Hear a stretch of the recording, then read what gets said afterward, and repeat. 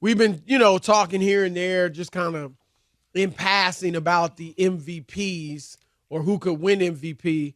Rob G, tell us kind of the odds right now, maybe the top 5 if you have them, and then summarize. There was an article, was it The Athletic, talking about, or SI, I'm sorry, Sports Illustrated, talking about who could win this year's MVP. Yeah, so the current odds, it really depends on where you shop for them, but the consensus top 3 is Patrick Mahomes, Lamar Jackson, Jalen Hurts. And then usually behind them, Tua Tagovailoa and Joe Burrow are at the top 5. That's most places where you shop is where you're going to find them. There's not a huge separation between the top 3. There is a gap, though, between 4 and 5. But the reason why we're talking about it today, and we've talked about the MVP a few times in the last week or so, is because MMQB's Albert Breer, friend of the show, hasn't been on in a minute. We'll try to get him sometime. Did his annual awards midseason poll where he surveys executives around the NFL, GMs, assistant GMs, vice presidents, so on and so forth. He received 39 responses back of people, making their votes in his player poll. For MVP of the 39, 23 voted Lamar Jackson in a landslide. That is pretty impressive. The next closest was Patrick Mahomes, who only got 5 votes. A lot of guys got 1. And a few of them, again, they're all anonymous, added some context to their votes with additional text messages. One anonymous AFC exec said, quote, Lamar is the best, most dominant player playing at the highest level at the most important position.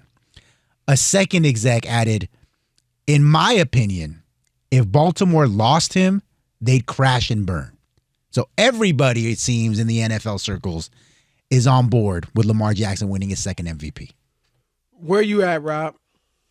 It says a lot to me, Chris, that they're really looking at the MVP not just having gaudy numbers, but what is it? The most valuable player, the player that makes the team what it is, and the idea, the notion that he doesn't have a gazillion thrown touchdowns or whatever it is, that they're not totally just looking at that saying, we're going to vote you because you've thrown the most touchdowns or whatever it is. Right. But if what he means to that team and that offense and what he allows other people to do because of who he is and his skill set.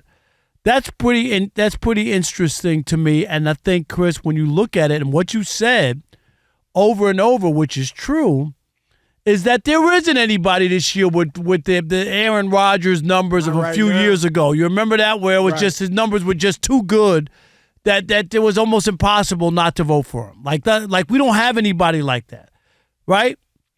And this kind of makes sense because they're looking at the Ravens saying, look how good they are. We saw them what they had when they dismantled the Lions. You remember that, Chris, that game? Yep. And he looked the Seattle Seahawks. And the Seahawks, 2 teams that are good in the NFC. One made the playoffs. One is both are expected to maybe make it this year.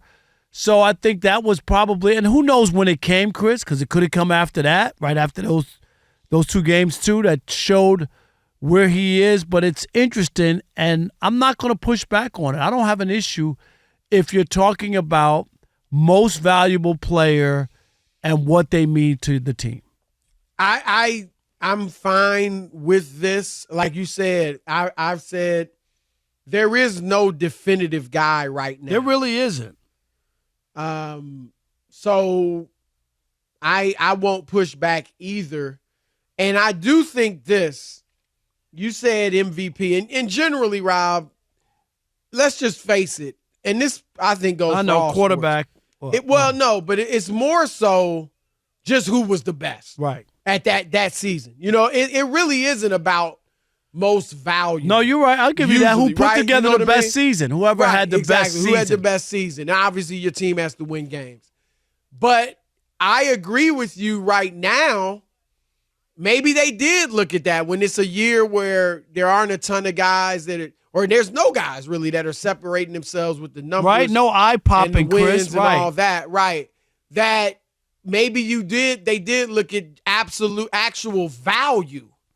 And for the teams that are winning. Now, obviously, Mahomes. I mean, Kansas City's a joke without Patrick Mahomes. So Right. That goes without saying. Right. Baltimore did make the playoffs. Now, Lamar played most of the season, but they made the playoffs, with him missing a few games at the end of the year and played well and losing to Cincinnati in that one game. So, they've got a great defense. A defense right now is on a historic pace to play as well as the 2000 Ravens when they won the Super Bowl. So Which is incredible. He's got some help, but I hear what people would say if they're saying he's the most valuable player because they're the best or one of the best running games in the league. And that run game is so great largely because of him. Chris, he and opens it's not it up. just that he's running for a ton of yards. He opens right? it up. Exactly. It's the threat of him running that opens it up for everybody. They don't have like outstanding running backs, with all due respect, but they don't have all pro guys, but their run game is ferocious because the fear of what he might do is huge. And obviously he's throwing the ball well. He doesn't have the greatest receivers. They upgraded, but still, a bit wanting there.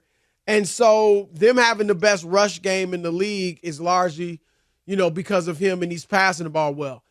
I said, Rob, I think I said it on our show. I know I said it on First Things First, that if I were forced to vote today, who would you vote for MVP, I would go with Jalen Hurts.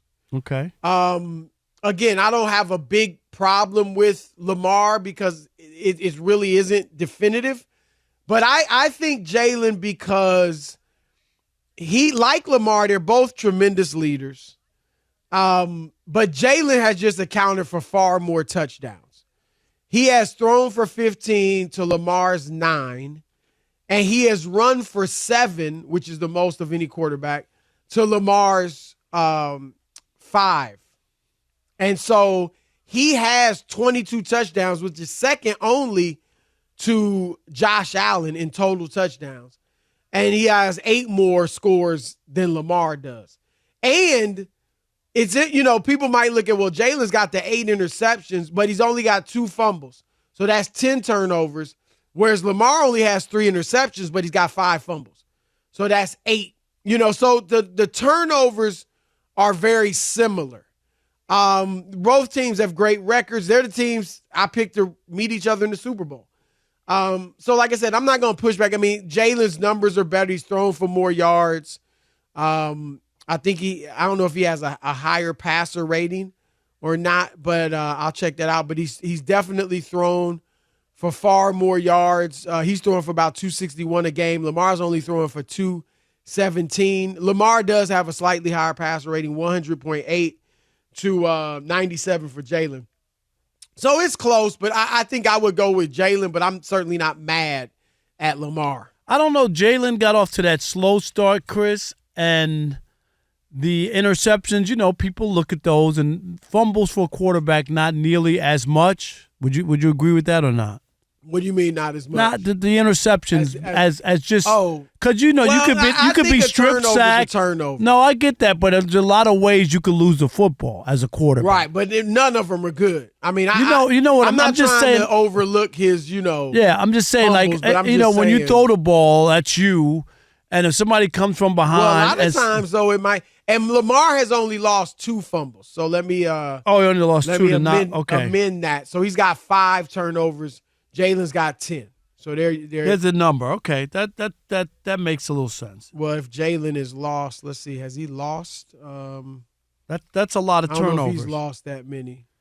But yeah, Jalen's lost 2. Yeah, so Jalen's got 10 turnovers. Lamar has 5. And I'm sure, Rob, that was something that probably the voters in Breer's poll looked at because they are close. You know what I mean? Like, they do a lot of the same things. I think both guys are tremendous leaders. Jalen, obviously, will give you some great sound bites, and, he's a great leader. But Lamar is a tremendous leader, too. And I think for me at least, over the years, I've started to see that. Not that he wasn't a great leader from the get-go, but for me, I didn't necessarily think of him as a some tremendous leader. He But when I look at his work ethic to just get better as a passer like he has, and he's just steady, Rob. He, he doesn't give you necessarily the best sound bites. No. I was going to say he's a different kind of cat. Yeah, but you know what you get. You know what I mean? He's no nonsense. Obviously, he's a good hang, if you will. You know, guys love him in the locker room, and you can see why.